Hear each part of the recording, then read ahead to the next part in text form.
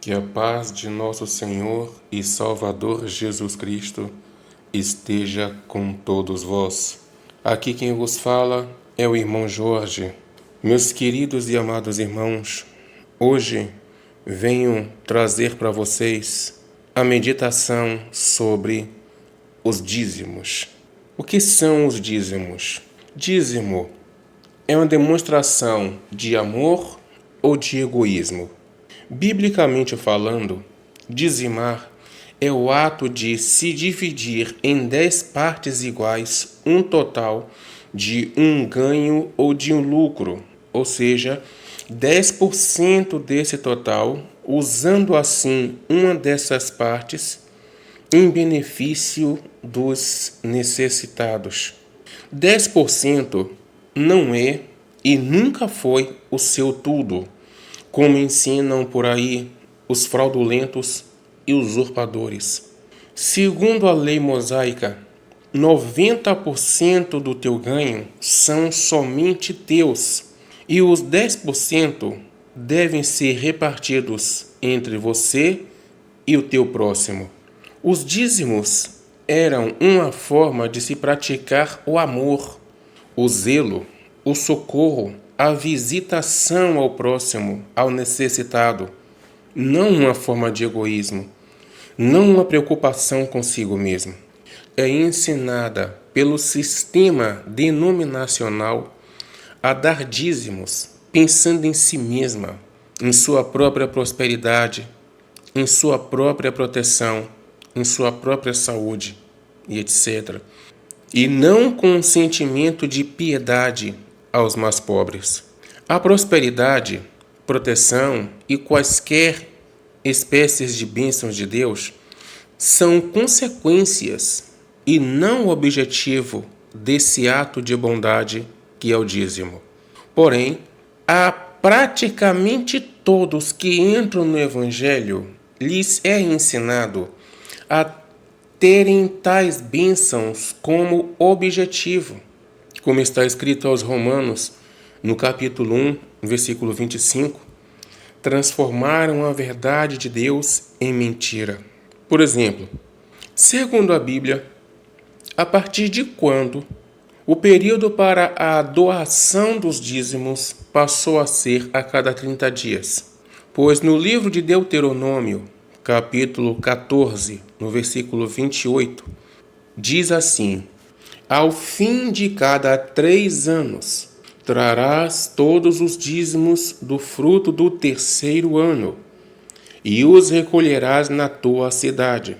E também no capítulo 26, no versículo 12, que diz assim: quando acabares de separar todos os dízimos da tua messe no ano 3º, que é o dos dízimos, então os darás ao levita, ao estrangeiro, ao órfão e à viúva, para que comam dentro das tuas cidades e se fartem. O Senhor manda dar o dízimo a cada 3 anos, não a cada 30 dias, como diz o sistema. Ainda segundo a Bíblia, desde quando o dízimo deixou de ser alimento e passou a ser dinheiro? Pois nesse mesmo livro de Deuteronômio, capítulo 14, versículo 22 e 23, o Senhor ensina que eram alimentos doados aos necessitados, mas que o doador também desfrutava. Em Deuteronômio, capítulo 14, versículo 22 e 23, diz assim: certamente darás os dízimos de todo o fruto das tuas sementes, que ano após ano se recolher do campo. E perante o Senhor teu Deus, no lugar que o Senhor escolher para lhe fazer habitar o seu nome, comerás os dízimos do teu cereal, do teu vinho e do teu azeite, e os primogênitos das tuas vacas e das tuas ovelhas, para que aprendas a temer ao Senhor teu Deus todos os dias. Então, desde quando deixou de ser alimento para ser dinheiro? E também é fato que, de todo o lucro que o doador possuía, 90% eram somente desse doador. Há muitos que, apostando na ignorância das ovelhas, para justificarem a própria ganância, dizem que, naquela época, o dízimo era alimento porque não existia dinheiro. Mas isso também é mentira, pois ainda no capítulo 14, do versículo 24 até o versículo 26, nos mostra que existia dinheiro sim, e que, mesmo assim, a ordem do Senhor era que se fizesse a doação por meio de alimentos. Em Deuteronômio, capítulo 14, versículo 24 ao versículo 26, que diz assim: quando o caminho te for comprido demais que não os possa levar, por estar longe de ti o lugar que o Senhor teu Deus escolher para ali pôr o seu nome, quando o Senhor teu Deus te tiver abençoado, então vende-os e leva o dinheiro na tua mão, e vai ao lugar que o Senhor teu Deus escolher. Esse dinheiro dá-lo-ás por tudo que deseja a tua alma, por vacas ou ovelhas, ou vinho, ou bebida forte, ou qualquer coisa que te pedir a tua alma. Come-o ali perante o Senhor teu Deus, e te alegrarás, tu e a tua casa. Eu gostaria de ressaltar quando ele fala aqui em vinho ou bebida forte, porque a lei foi dada para a carne. Na época da vigência da lei mosaica, não se falava em vida espiritual, nem se falava em vida eterna. Todas as promessas de Deus eram para a carne e para esta vida. As bênçãos de Deus eram muitos filhos, muita riqueza, muita prosperidade, longevidade. Eram essas as promessas de Deus. Prosperidade, saúde, muitos filhos, longevidade, eram essas as promessas de Deus. Não existia a promessa de Deus de vida eterna, salvação, redenção da alma, nada disso. Vida espiritual não se falava. Então os mandamentos eram para a carne. Vindo os mandamentos do Senhor Jesus Cristo, que são para o Espírito, ele manda abandonar as coisas da carne. Mas dando continuidade, nós vimos aqui que existia o dinheiro sim. E Deus está dizendo aqui nesse versículo o seguinte, nesses versículos o Senhor diz o seguinte, que os dízimos, que eram alimentos, eram levados, carregados nas mãos ou no lombo de animais. Quando o caminho era muito longe, que a pessoa não podia carregar aquele peso todo, imagina a pessoa carregando sacas e sacas de abóbora, de batata, ou conduzindo a melhor ovelha, dias andando, dias a pé. Então Deus diz, se o caminho for muito longe, pegue os dízimos e venda os dízimos e leve o dinheiro na tua mão. Aí acabou o argumento daqueles que dizem que o dízimo era alimento porque não existia dinheiro. Deus diz, venda o dízimo e leve o dinheiro na tua mão. E quando chegar no lugar onde você vai dar o dízimo, pegue esse dinheiro e compre os dízimos. Compre os dízimos. Ou seja, tudo que desejar a tua alma. E em nenhum momento Deus diz para você dar tudo. Entendam, 10% é o que você deveria dar. E desses 10%, você também iria desfrutar, sendo que os outros 90% eram todos teus, para você fazer o que você quisesse.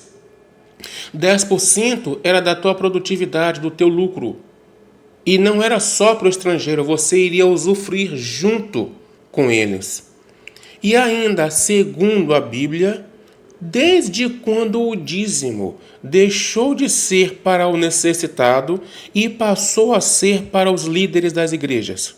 Pois segundo o que nos ordena o Senhor nesse mesmo livro, no livro de Deuteronômio, ainda no capítulo 14, no versículo 29, deveria se seguir uma sequência.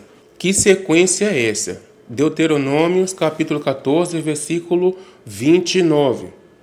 Então virá o levita, pois não tem parte nem herança contigo, o estrangeiro, o órfão e a viúva, que estão dentro da tua cidade, e comerão e se fartarão, para que o Senhor teu Deus te abençoe em todas as obras que as tuas mãos fizerem.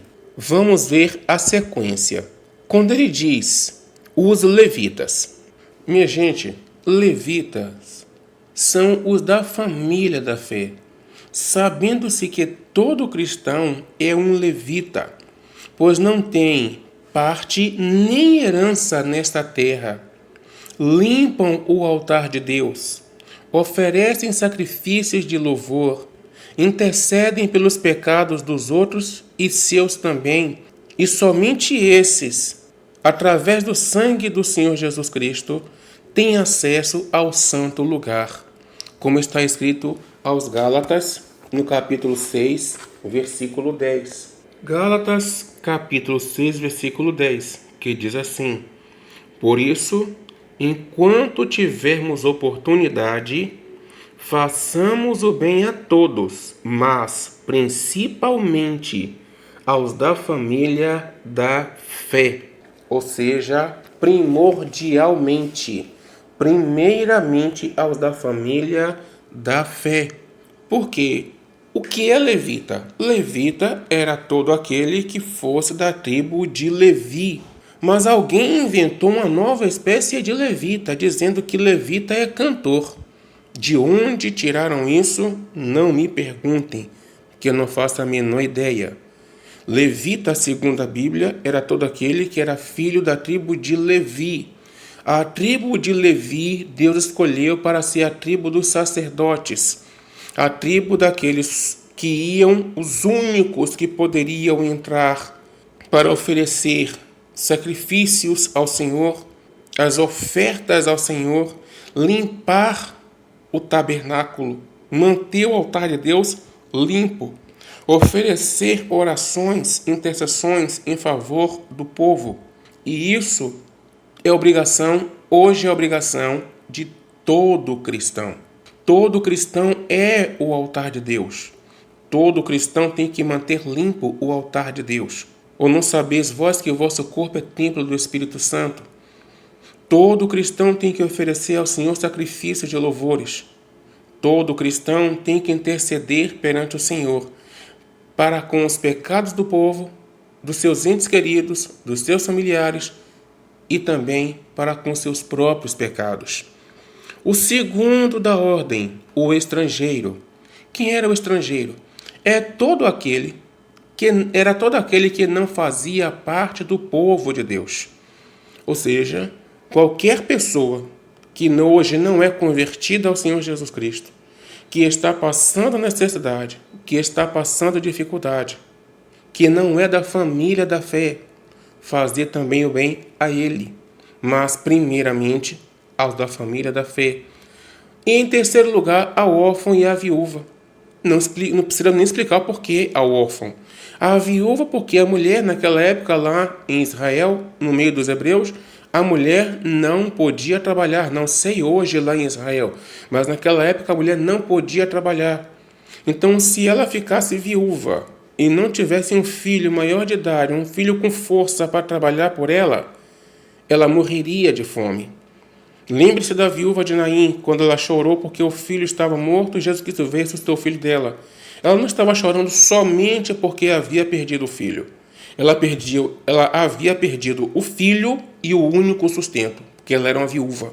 Ia passar fome. Seria mais uma mendigando nas ruas de Israel. Então era para dar o dízimo a ela também. Vejam a sequência. Repito, transformaram a verdade de Deus em mentira. Romanos 1:25. Todos os que entram no Evangelho já chegam sendo ensinados com essa torção da palavra de Deus, porque estão torcendo a palavra de Deus. Pois o objetivo do Senhor é que, amando-se uns aos outros e se praticando esse amor, todos se ajudem, prosperem juntos e assim não haja pobre no meio do seu povo. Deuteronômio, capítulo 15, do versículo 4 até o versículo 11, diz assim: para que entre ti não haja pobre, pois o Senhor teu Deus te abençoará abundantemente na terra que te dá por herança para possuí-la, se atentamente ouvires a voz do Senhor teu Deus, para cuidares em cumprir todos estes mandamentos que hoje te ordeno. Pois o Senhor teu Deus te abençoará, como tem dito, assim emprestarás a muitas nações, não tomarás empréstimos e dominarás sobre muitas nações, porém elas não dominarão sobre ti. Quando entre ti houver algum pobre de teus irmãos em algumas das tuas cidades, na terra que o Senhor teu Deus te dá, não endurecerás o teu coração, nem fecharás as tuas mãos ao teu irmão pobre. Antes, lhe abrirás de todo a tua mão e lhe emprestarás o que lhe falta, quanto baste para a sua necessidade. Guarda-te, que não haja pensamento vil no teu coração, nem digas: está próximo o 7º ano, o ano da remissão, de sorte que os teus olhos sejam malignos para com teu irmão pobre e não lhe des nada, e ele clame contra ti ao Senhor e haja em ti pecado. O Senhor está dizendo aqui o seguinte: a perversidade do coração daquele povo, que Deus fala aqui, chegou o ano da remissão.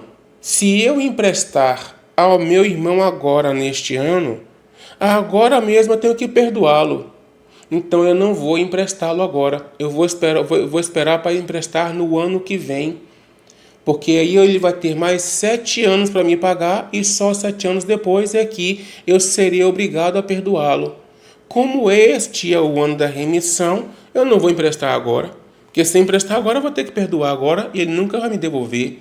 Então Deus chama isso de coração vil, pensamento mau, coração ruim. Deus está dizendo o seguinte, que quando você ama, você não está pensando em lucro ou retorno do bem que você faz. Você simplesmente quer fazer o bem porque você está fazendo por amor. Livremente, o versículo 10 em diante diz: livremente lhe darás, e não seja maligno o teu coração quando lhe deres, pois por isso te abençoará o Senhor teu Deus em toda a tua obra e em tudo o que empreenderes. Em tudo o que empreenderes. Pois nunca deixará de haver pobres na terra. Por isso eu te ordeno, livremente abrirás a tua mão para o teu irmão, para o necessitado, para o pobre na terra. 2 Coríntios, no capítulo 8, no versículo 13, até o versículo 15.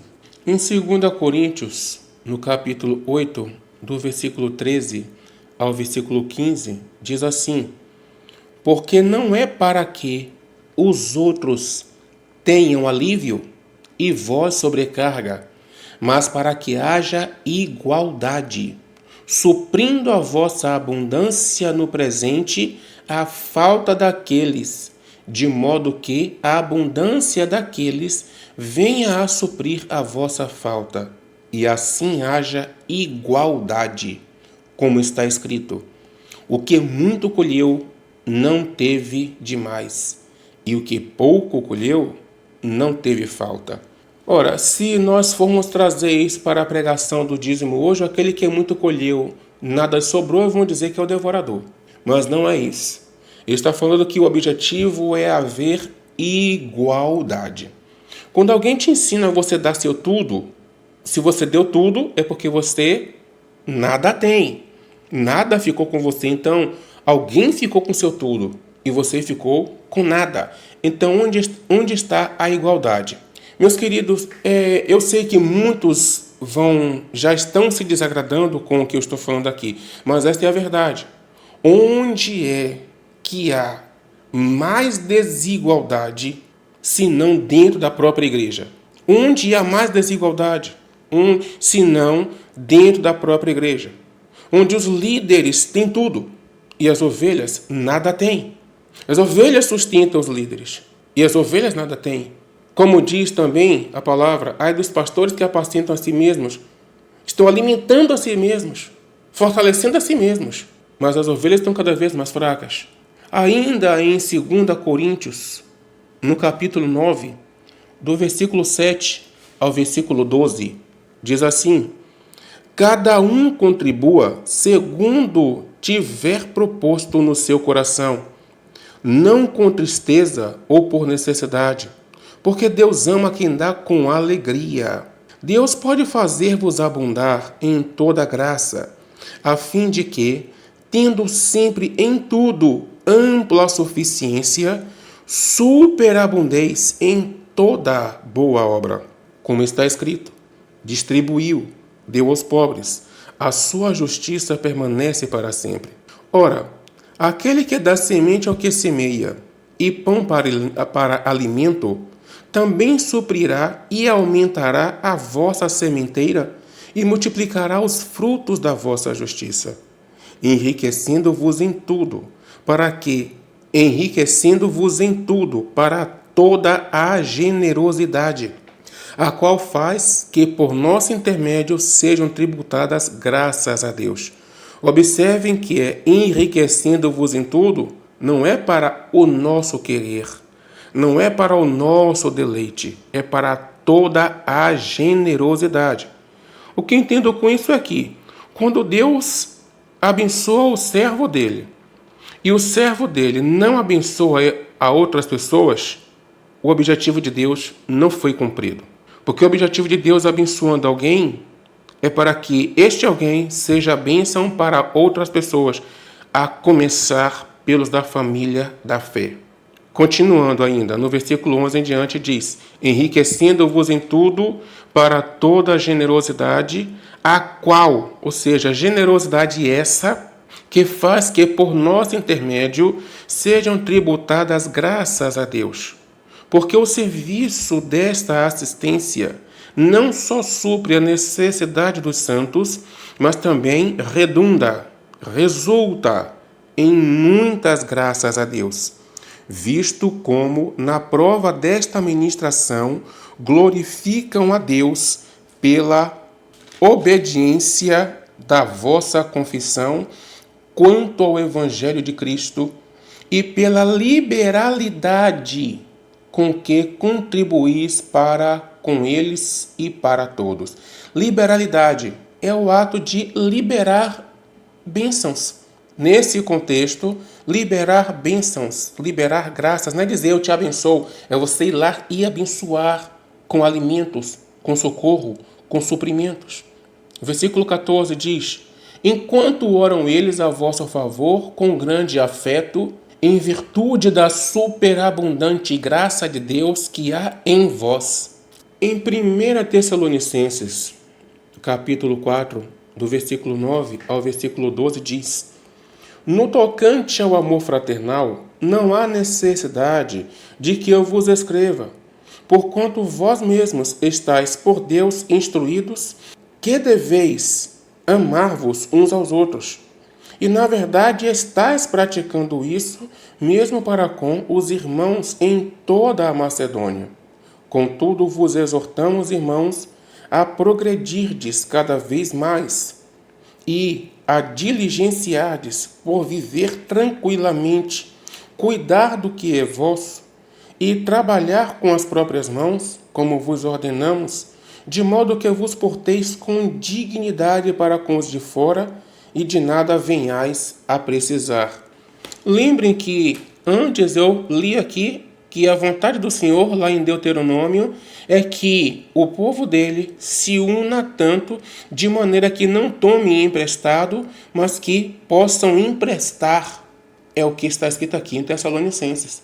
De modo que vos porteis com dignidade para com os de fora e de nada venhais a precisar. O apóstolo Paulo não está falando aqui para servo do Senhor fazer isso.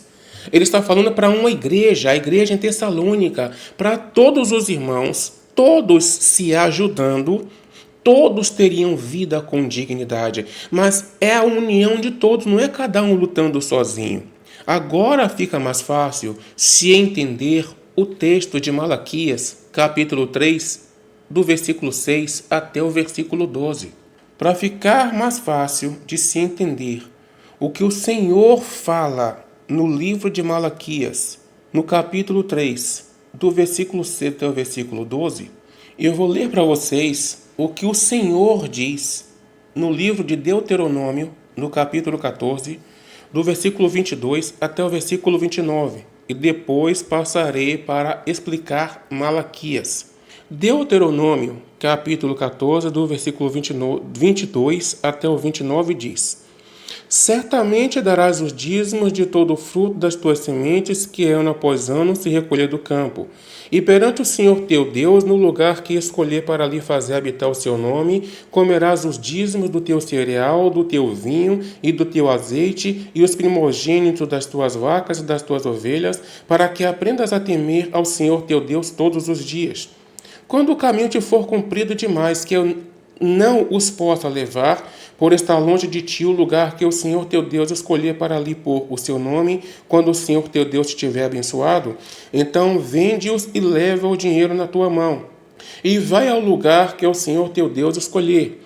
Esse dinheiro dá-lo-ás por tudo o que deseja a tua alma, por vacas, ovelhas, ou vinho, ou bebida forte, ou qualquer coisa que te pedir a tua alma. Come-o ali perante o Senhor teu Deus, e te alegrarás tu e a tua casa. Porém, não desampararás ao levita que está dentro da tua cidade, pois não tem parte nem herança contigo.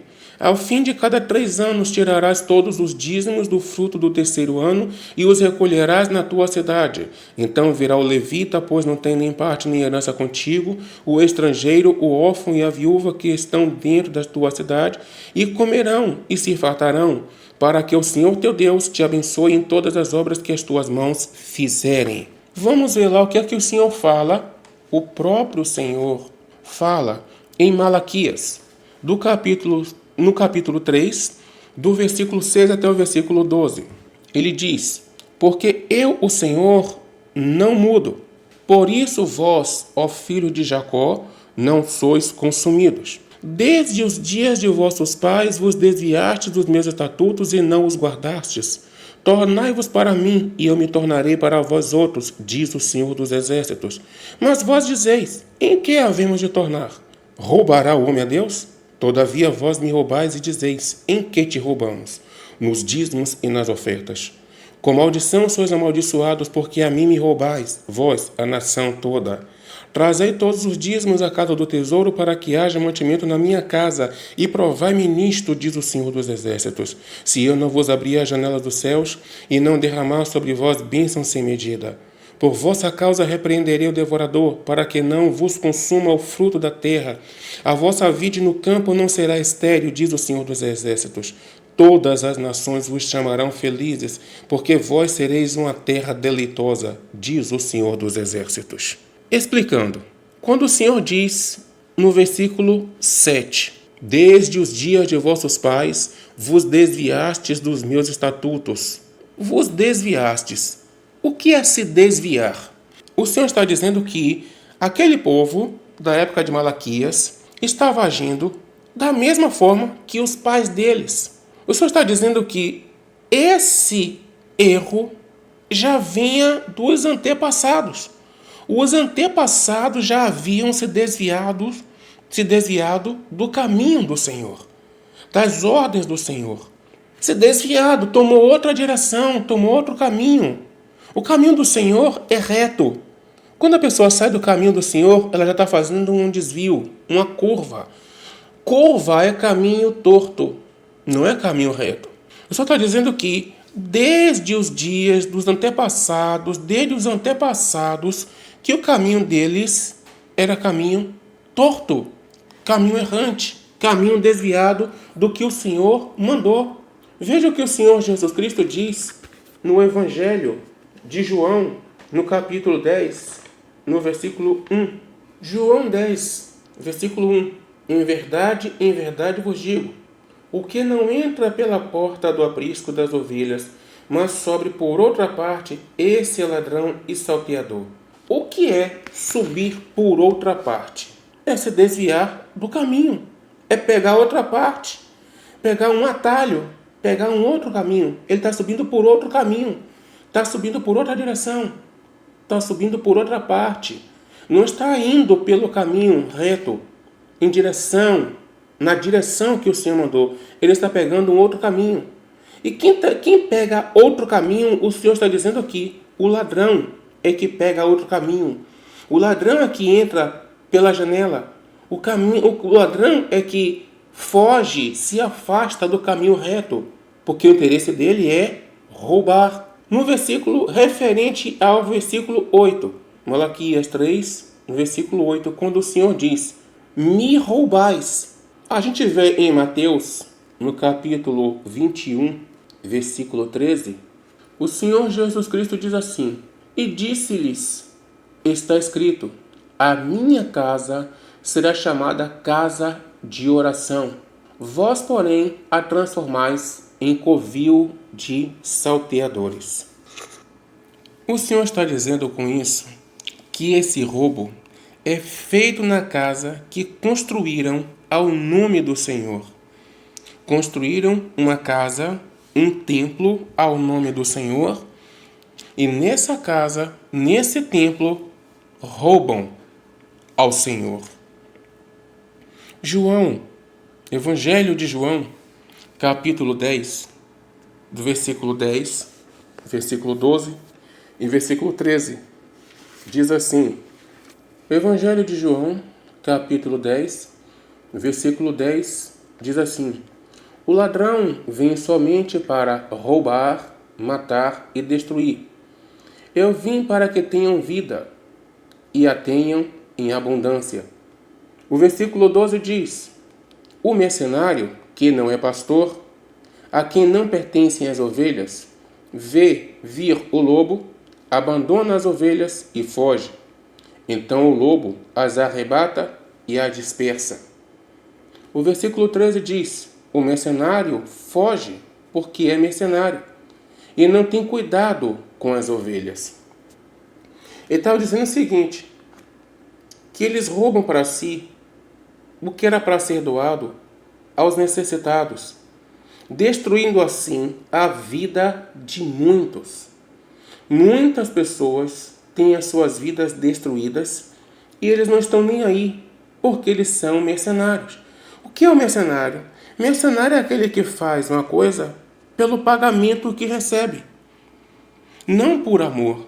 Eles são pagos para cuidar daquele serviço, para executar aquela função, para executar aquela obra. Então, quando uma casa é construída ao nome de Deus e lá dentro coloca-se uma pessoa para ensinarem essas pessoas a darem os dízimos a ela está roubando a Deus.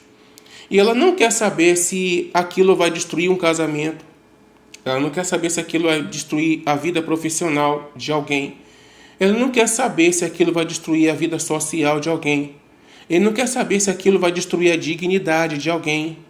Ele foi pago para fazer aquilo e é isso que ele vai fazer. Ele vai ensinar daquela forma porque ele foi pago, está sendo pago para ensinar daquela forma. Roubará o homem a Deus. Por que roubará o homem a Deus? Porque casa de Deus somos nós. Então, quando uma pessoa, sabendo que aquele dízimo é para aquele necessitado, o qual é casa de Deus, aquele necessitado é a casa de Deus, mas ele ensina as ovelhas que o dízimo não é para ser dado àquele necessitado que é a casa de Deus, é para ser dado no templo. Dizem que o templo é a casa de Deus. E aí, aquilo que deveria ser dado ao necessitado vai para o templo. O dízimo que deveria ser dado ao necessitado está sendo cobrado do necessitado. O necessitado que deveria estar recebendo o dízimo é quem está se matando, se sacrificando para dar os dízimos. Ai de vós, escribas e fariseus hipócritas, porque devorais as casas das viúvas, e para justificar fazeis longas orações, por isso vós sofrereis juízo mais severo. A viúva não está na lista daqueles que o Senhor ordenou que desse o dízimo? O que o Senhor Jesus Cristo diz aqui em Mateus é que, assim como os antepassados não davam o dízimo às viúvas, assim chegou até a época dos fariseus, que também não davam o dízimo às viúvas.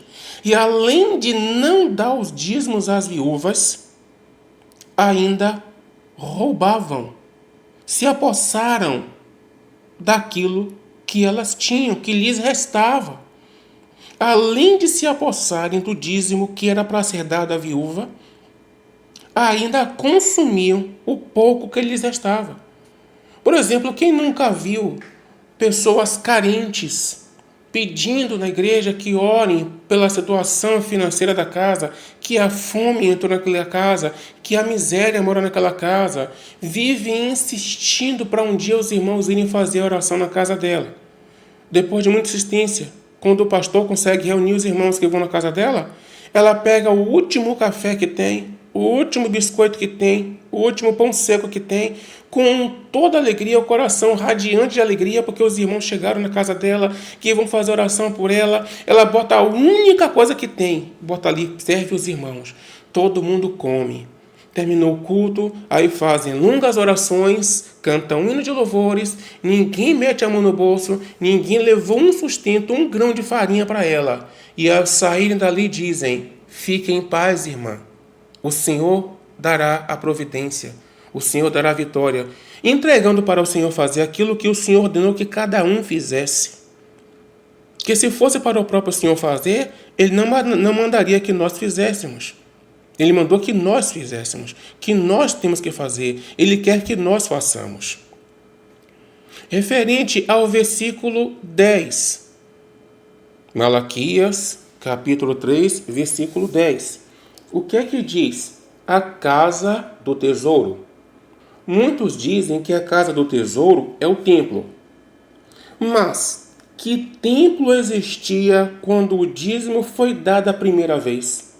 Pois quando o patriarca Abraão deu os dízimos, não havia templo, considerando que foi ele o primeiro a dar os dízimos. 430 anos depois de Abraão é que Deus, por meio de Moisés, colocou os dízimos como lei. Isso nós podemos ver em Gálatas, capítulo 3, versículo 17. E digo isto, uma aliança já anteriormente confirmada por Deus, a lei que veio 430 anos depois, não a pode abrogar, de forma que venha a desfazer a promessa. A lei veio 430 anos depois de Abraão. Essa promessa que ele está falando aqui é a promessa que Deus fez a Abraão. A lei veio 430 anos depois. Ou seja, Abraão deu o dízimo 430 anos antes que houvesse lei. E ainda no tempo de Moisés, quando Deus mandou colocar como lei, porque através de Moisés, por meio de Moisés foi que Deus mandou escrever a lei, ainda no tempo de Moisés não havia templo. O que existia era a tenda no deserto, onde somente o sumo sacerdote podia entrar, e mesmo assim sem os dízimos. Porque eu li Deuteronômio para vocês, e em nenhum momento fala de elevar o dízimo para a tenda no deserto, para o tabernáculo. O Senhor fala para levar o dízimo ao levita, ao estrangeiro, ao órfão e à viúva. Em nenhum momento o Senhor fala para levar o dízimo para o templo, ou para o tabernáculo, ou para o sacerdote. Ainda referente ao versículo 10, quando se fala, trazei todos os dízimos à casa do tesouro. Ora, não havia templo. Eu já vi gente dizer que o templo era o templo de Israel que estava em Jerusalém. Gente, na época de Abraão, Jerusalém nem existia. Abraão tinha saído de Ur dos Caldeus, ele tinha saído da Babilônia, ele era babilônio. Então, para que casa de tesouro foi que Abraão levou esse templo? Na Bíblia não diz que o templo era a casa do tesouro. O que o próprio Deus diz em Deuteronômio, capítulo 28, versículo 12, é que a casa do tesouro é o céu. Deuteronômio, capítulo 28, versículo 12, que diz: O Senhor te abrirá o seu bom tesouro, o céu, para dar chuva à terra no seu tempo e para abençoar a toda a obra das tuas mãos. E emprestarás a muitas gentes, porém tu não tomarás emprestado. É a casa do tesouro, é o céu.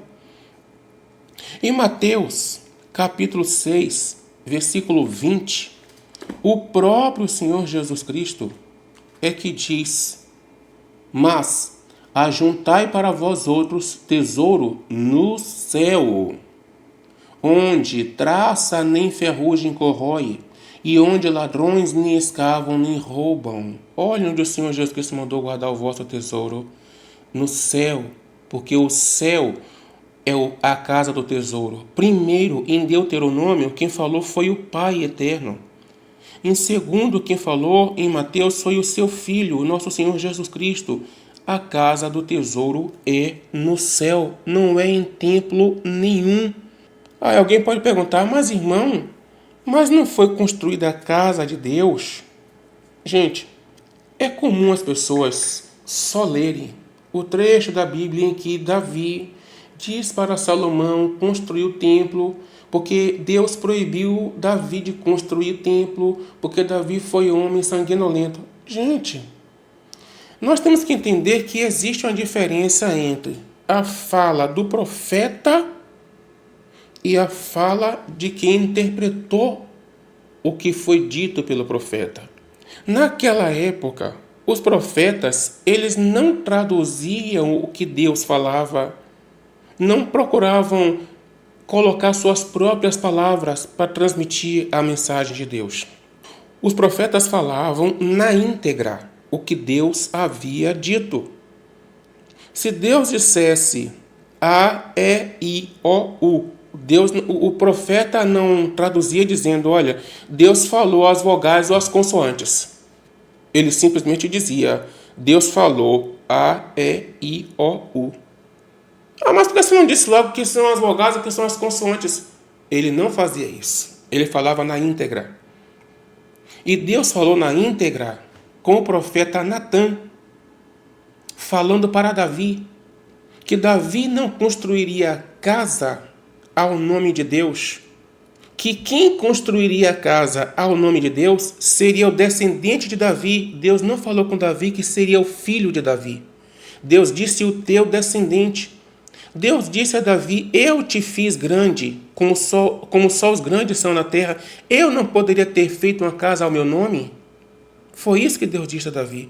Em nenhum momento Deus falou com Davi que Deus não queria que Davi construísse templo porque Davi foi homem sanguinolento. Deus não disse isso.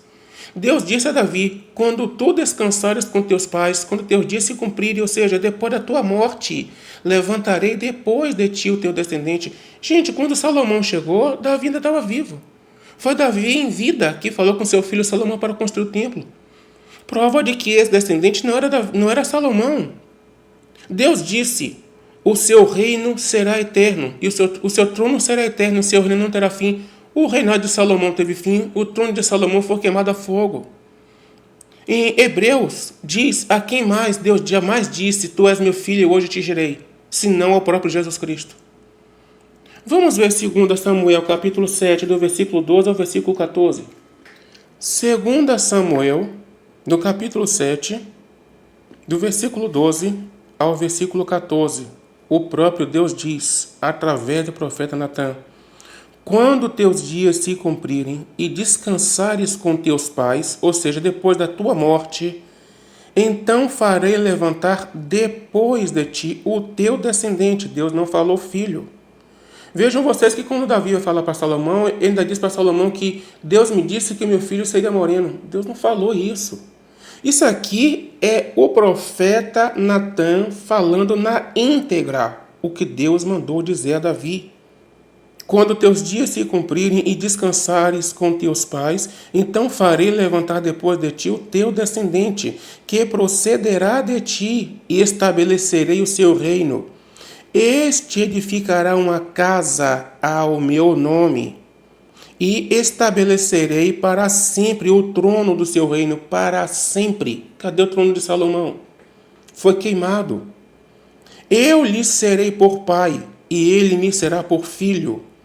E se vier transgredir, castigá-lo-ei com varas de homens, e com açoite de filho de homens.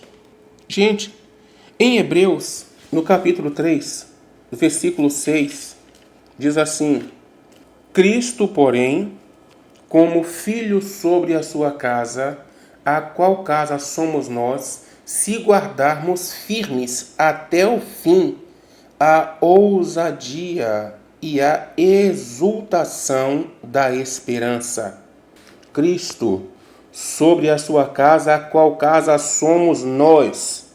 Ainda em Hebreus, no capítulo 1, diz assim: Pois a qual dos anjos, Hebreus capítulo 1, versículo 5 diz: Pois a qual dos anjos disse jamais: Tu és meu filho, eu hoje te gerei? E outra vez, eu lhe serei por pai, e ele me será por filho. E novamente, ao introduzir o primogênito no mundo, diz: E todos os anjos de Deus o adorem. Ainda quanto aos anjos, diz: Aquele que a seus anjos faz ventos, e a seus ministros labaredas de fogo. Mas acerca do Filho, o teu trono, ó Deus, é para todo o sempre. Tudo isso aqui está escrito aqui em 2 Samuel. O teu trono é para todo sempre. Tu és meu filho, eu hoje te gerei. 1 Coríntios, capítulo 6, versículo 19, que diz: Acaso não sabeis que o vosso corpo é santuário do Espírito Santo que está em vós, o qual tendes da parte de Deus, e que não sois de vós mesmos? É o templo que Deus disse que o descendente de Davi viria construir.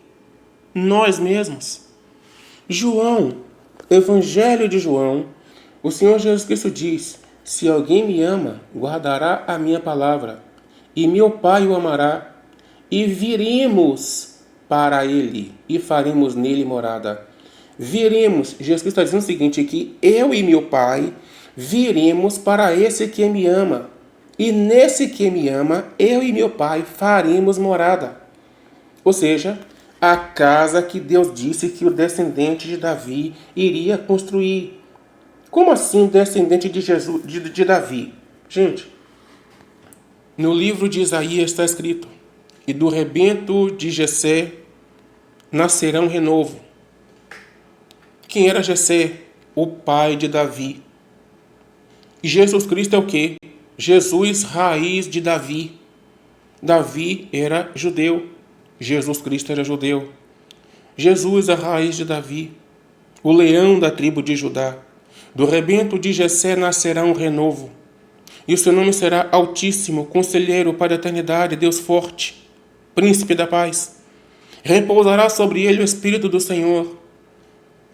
Era esse descendente que Deus está falando com Davi através do profeta Natan.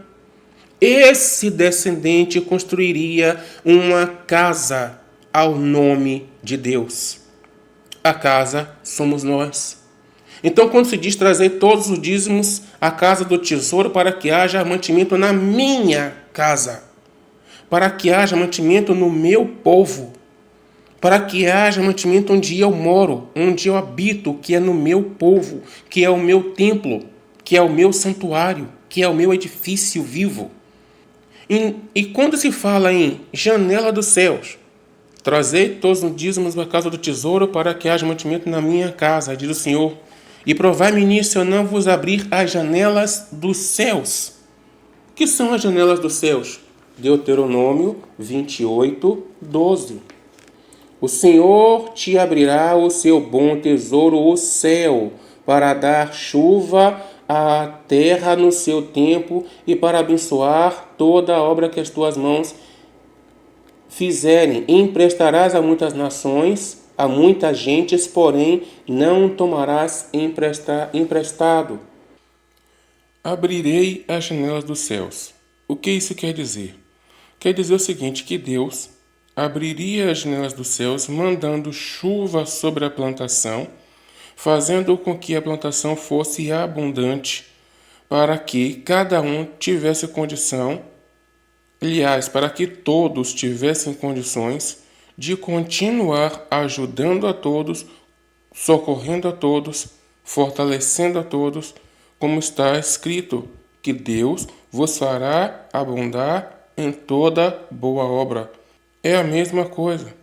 Em resumo, o povo de Deus, iria se unir, ajudando-se uns aos outros. Deus ia fazer a parte dele, que seria proteger o povo contra as pragas, o gafanhoto devorador, ia abrir as janelas dos céus, mandando chuva sobre aquela terra, para que toda a plantação fosse abençoada pela chuva. E assim ia produzir frutos com abundância e ninguém passaria necessidade. O versículo 11, quando o Senhor fala do devorador. Por vossa causa repreenderei o devorador. Gente, aí é que entra. O que é que os usurpadores, os fraudulentos, os enganadores usam como artifício forte para convencer as pessoas a darem o dízimo? Gente, muita gente dá o dízimo com medo de falhar no dízimo. Tem gente que só em ouvir falar em assunto dízimo já se arrepia todo. Tem gente que quando ouve uma pregação dessa como essa que eu estou fazendo aqui, já chama logo de demônio, chama de herege, porque não sabe o que está falando. Por quê? Porque desde que alguém se converte e entra na igreja, é ensinado que o devorador é o diabo. As pessoas crescem no evangelho entendendo que devorador é diabo. Mas onde é que o Senhor diz que devorador é diabo? Em lugar nenhum. O Senhor diz, por vossa causa repreenderei o devorador. Vamos ver no livro de Joel, capítulo 1, versículo 4. Diz assim: o que deixou o gafanhoto cortador, comeu o gafanhoto migrador. O que deixou o migrador, comeu o gafanhoto devorador. O que deixou o devorador, comeu o gafanhoto destruidor. Gente, devorador aqui não é demônio, é gafanhoto. Gente, torceram, pegaram outro caminho, se desviaram do caminho do Senhor e transformaram a verdade de Deus em mentira. Devorador aqui é gafanhoto, não tem nada a ver com demônio. E as pessoas ficam com medo só em alguém falar contra o dízimo, as pessoas já perdem a paz, já ficam incomodadas, porque o devorador. Gente, o devorador é gafanhoto, tem nada a ver com demônio. O Senhor diz, por vossa causa repreenderei o devorador, para que não consuma o fruto da vossa vide no campo. Gente, demônio come fruto da vide. Demônio quer alguma coisa do campo. Demônio é espírito. Tem nada a ver com comer. Imagina, demônio comendo o fruto da vide no campo. O Senhor está dizendo o seguinte, que se você amar o teu próximo, se na tua igreja, o teu pastor ensinar todo mundo a se ajudar, a se socorrer, a sofrer junto, a lutar junto, o Senhor está dizendo que se cada um fizer a sua parte, ele vai fazer a dele. Qual é a parte dele? Repreender o devorador, repreender o gafanhoto, para que não consuma o fruto do vosso trabalho, o fruto do vosso plantio. não consuma a vossa colheita. Mas se cada um fizer a sua parte, qual é a nossa parte? Ajudar o irmão a levar a sua carga. A nossa parte não é a gente ser abençoado para nós mesmos. A nossa parte é a gente ser abençoado para abençoar outras pessoas. Como eu li há pouco tempo atrás, Deus fará prosperar para toda a generosidade. A questão é que as pessoas estão sendo abençoadas e não estão sendo bênçãos para ninguém. Estão sendo abençoadas para si mesmas, para prosperarem, para poder comprar passagens aéreas, para poderem chegar numa loja e comprar sapato novo, comprar carro novo, para ostentar. E o objetivo de Deus não está sendo cumprido.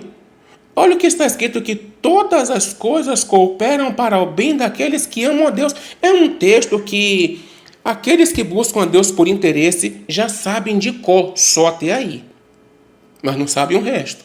O resto diz, para aqueles que andam segundo o seu propósito, ou seja, para aqueles que andam segundo o propósito de Deus. Todas as coisas cooperam para o bem daqueles que amam a Deus e que andam segundo o seu propósito. Todas as coisas cooperam para o bem daqueles que amam a Deus e que andam segundo o propósito de Deus. E o propósito de Deus é que não haja miseráveis famintos no meio do povo de Deus. Como eu li também antes, não jamais deixará de haver pobres no vosso meio. Por isso que Deus abençoa a uns em prol de outros.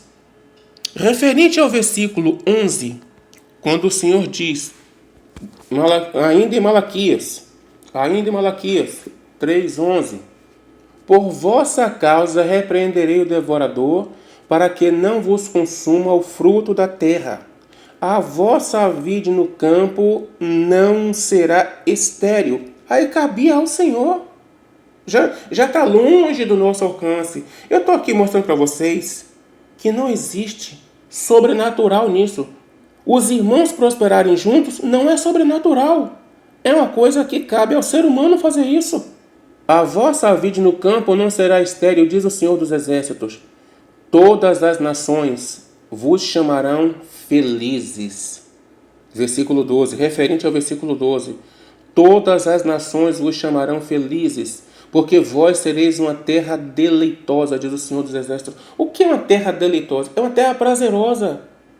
Gente, se nós pararmos para observar hoje o movimento, o segmento evangélico, gente, só há deleites para quem se converteu e tem alguma condição financeira. Mas aquele que se converteu desempregado, não tendo o que comer, não tendo o que vestir, é uma terra amarga e continua amarga, e por causa dessa amargura ele larga o evangelho. Em resumo, através dos dízimos haveria igualdade entre o povo de Deus, e assim o povo de Deus seria um povo deleitoso. Em outras palavras, nada faltaria ao povo de Deus. Quando a Igreja de Cristo começar a se ajudar dessa forma, banirá do seu meio a fome e a miséria. Entendem agora o motivo de haver tantos crentes sendo abraçados pela apostasia? É porque lutam sozinhos.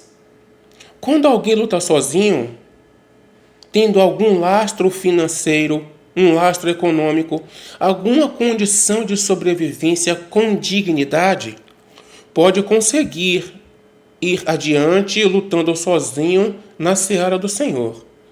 Mas, não tendo nenhum meio digno de sobrevivência e vindo a se converter, esse precisará de todo o apoio de viveres dos demais irmãos, para que tenha como viver com dignidade.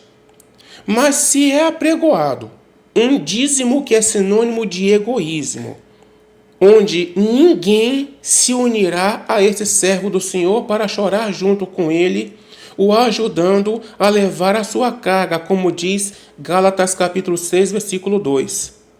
Ele estará lutando sozinho.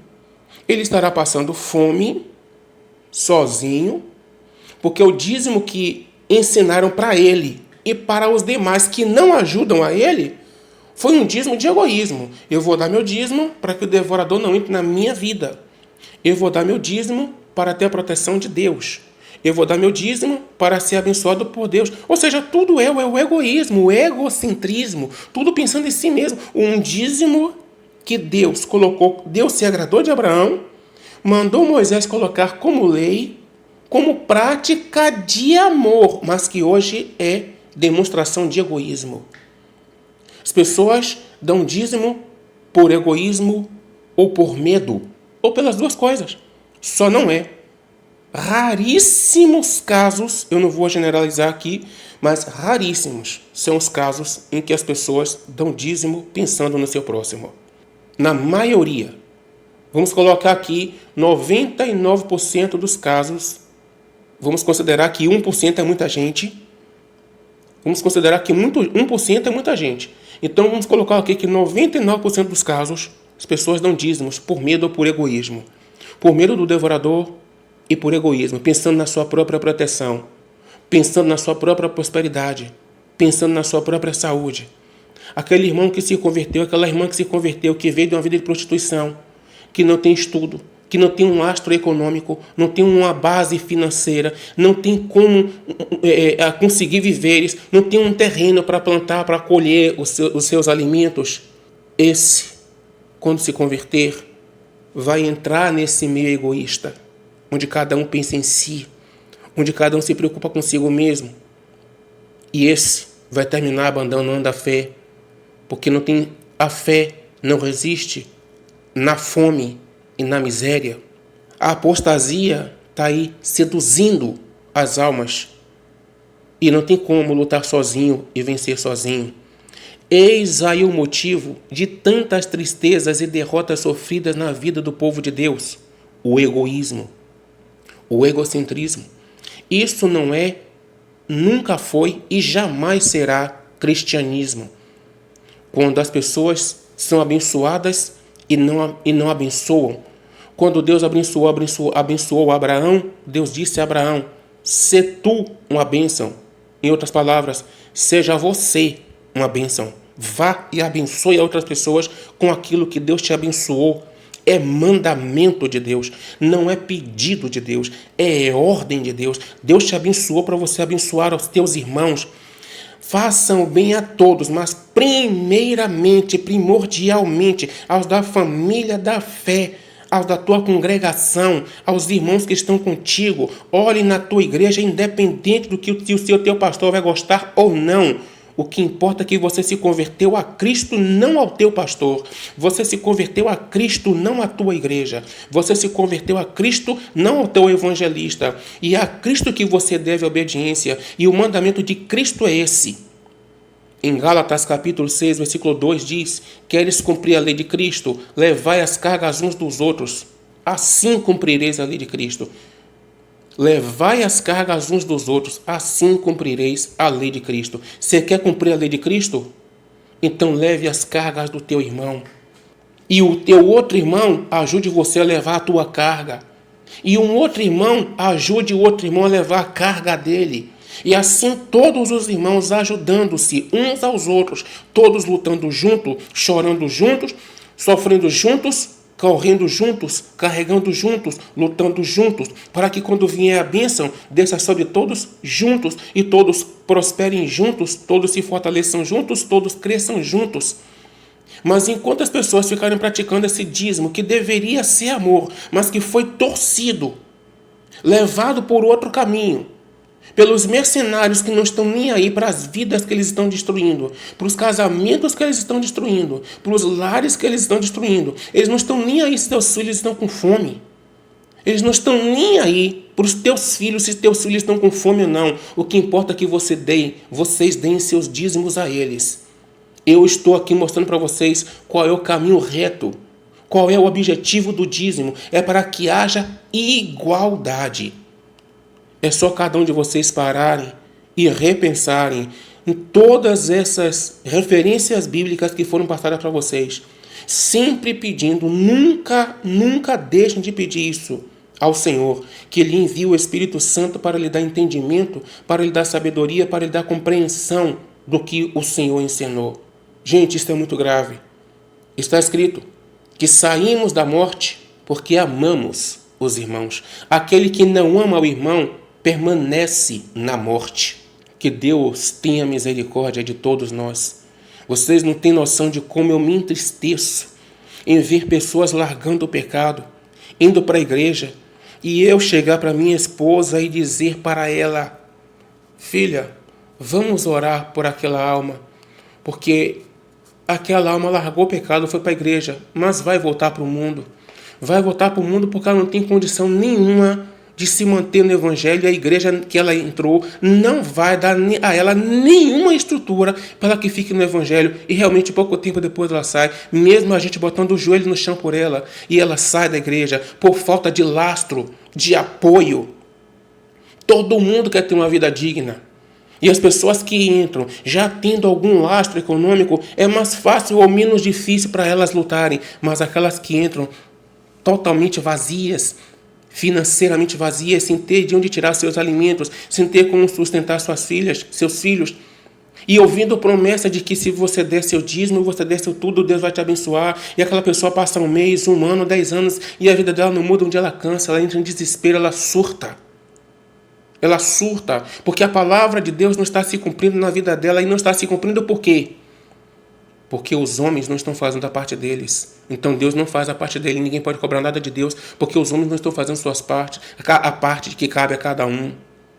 Cada um pare e repense no seu cristianismo. Se é cristianismo ou se é egoísmo, porque são opostos entre si. Cristianismo e egoísmo não andam juntos. São opostos entre si. Que Deus abençoe a todos e fiquem todos na santíssima e gloriosíssima paz de nosso Senhor e Salvador Jesus Cristo.